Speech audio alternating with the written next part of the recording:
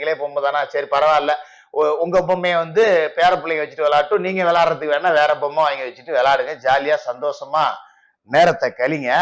இப்ப முக்கியமான விஷயம் அப்படிங்கிறது என்ன அப்படின்னா, நேரு மீது எஃப்ஐஆர் போடுவதற்கான வேலை இன்று அல்லது நாளை முடிவடையும். ஏன்னா இதனால் வரைக்கும் தமிழக லஞ்ச ஒழிப்புத்துறை கோர்ட்டு உத்தரவிட்டும் கூட எஃப்ஐஆர் போடல. எஃப்ஐஆர் போட்டா இடி உள்ள வந்துடும்.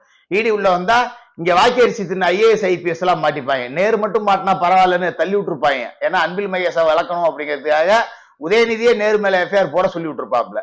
இதுல அதிகாரிகளும் மாட்டிக்கிட்டாங்களா, அதனால போட முடியல. இப்ப அந்த திமுகவோட கிட்டத்தட்ட ஒரு மாவட்ட செயலாளர் மாதிரியே செயல்பட்டுக்கிட்டு இருந்த டேவிட்சன் ஆசீர்வாதம் டிஜிபி மாத்தப்பட்டிருக்காரு, டிவிஎஸ்சியோட டிஜிபி. இப்ப அந்த இடத்துக்கு வந்திருக்காரு யார் அப்படின்னா திரு சந்தீப் மிட்டல் ஐபிஎஸ் அவர்கள் அங்க வந்திருக்கார். இந்த சந்தீப் மிட்டல் யாரு அப்படின்னா டெல்லியில இருந்தவர்.